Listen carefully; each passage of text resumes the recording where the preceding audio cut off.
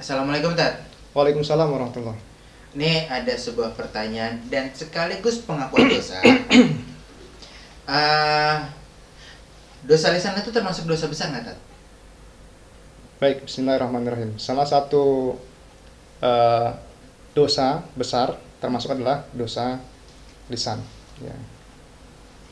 Kenapa sampai bisa begitu dikatakan sebagai dosa besar? Karena Rasulullah sendiri eh, mengatakan bahwa apa sih yang membuat kita tuh banyak masuk ke dalam surga? Ya.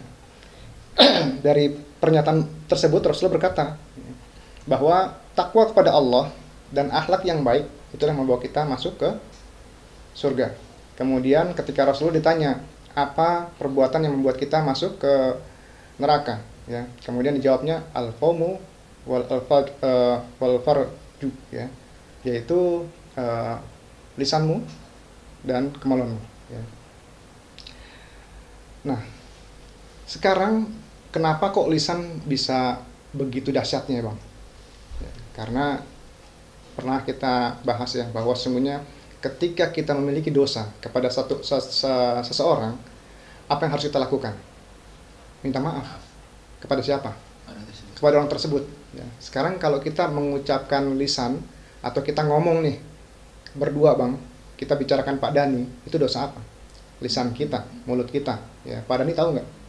Enggak. Artinya kita ngomongin Pak Dani, gibah. Tapi sering. Ya, ya, itu yang sering dilakukan orang-orang sekarang kan. Artinya kalau kita tidak minta maaf kepada Pak Dani tentang hal tersebut, minta keriduannya Pak Dani, maka kita tertulis sebagai dosa lisan.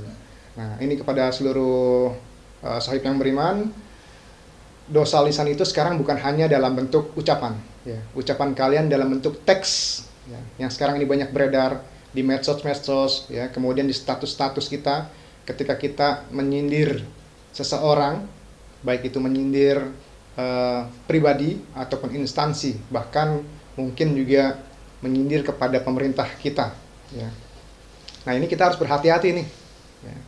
Dan mudah-mudahan dengan adanya media ini, kalau memang sifatnya adalah membangun kemudian dilihat oleh para instansi atau yang ingin kita angkat lebih baik, ya, mudah-mudahan bisa menemukan solusi, ya. Tapi kalau kita jadikan status kita hanya untuk menyakiti seseorang, nah ini yang berbahaya, ya. Karena nanti sulit buat kita tuh ketika status itu sudah naik, kemudian kita nyinggung orang dan kita belum minta maaf pada orang tersebut. Kenapa saya katakan sulit, Bang? Karena nanti ketika di hadapan Allah ada orang-orang yang namanya muflihun, orang-orang yang beruntung. Ada yang namanya muflisun, ya, orang-orang yang merugi. Orang yang merugi ini gimana? Ketika dia siap dengan pahala amalnya segitu banyaknya, kemudian di hadapan Allah,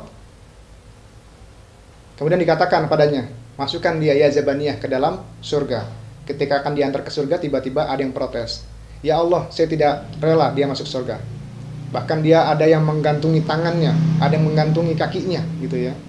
Kemudian Allah bertanya, apa yang kalian lakukan? Sesungguhnya kami tidak rela dia masuk ke dalam surga karena dia masih punya perbuatan ini dan itu. Apa ini dan itu maksudnya?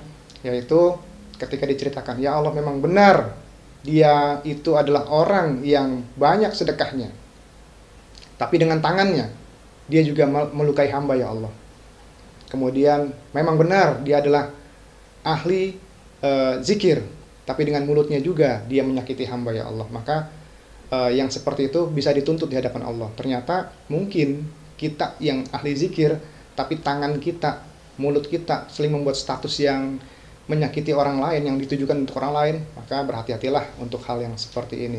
Sebab orang-orang yang terkena dengan status Anda, orang-orang yang Anda tujukan dengan tujuan untuk menjatuhkan seseorang, dan orang itu nggak tahu, suatu saat insya Allah di hadapan Allah dia bisa menuntut kita. Maka inilah beratnya dosa lisan, Bang, ya. Mungkin itu yang bisa saya jawab, Bang. Mudah-mudahan kita semakin berhati-hati dalam lisan kita. Amin, amin. Terima kasih. Assalamualaikum warahmatullahi wabarakatuh. Waalaikumsalam.